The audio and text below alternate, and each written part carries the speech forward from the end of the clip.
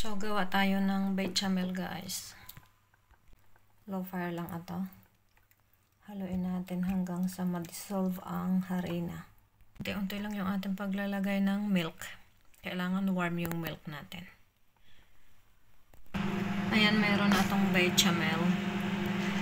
Ayan. Gagawa na tayo ng cannelloni. Ito lang cannelloni or lasagna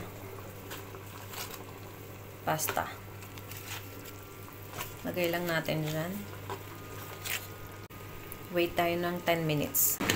Yan, 10 minutes lang yan. Right after, pwede na natin tanggalin yan. Ilagay natin sa malinis na cloth. Yan, yan. Kailangan i-dry natin siya before natin lagyan ng palaman. So, ito yung cannelloni natin. So, pwede na natin itong ilagay doon.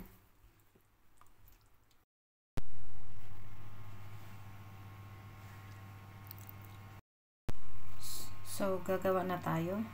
Maglagay lang tayo ng bolognese sa cannelloni wrapper. Pwede rin pang lasagna ang gagamitin nyo.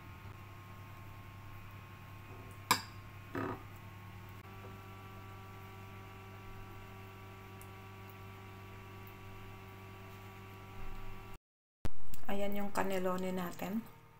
Lagyan natin ng bechamel. Ito, painit natin kasi sobrang rapot. So, lalagay na natin ang bechamel dito.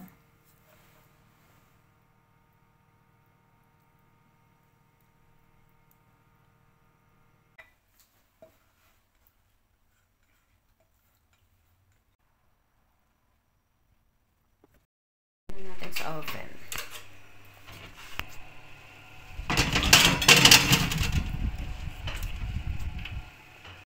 Ang ating cannelloni.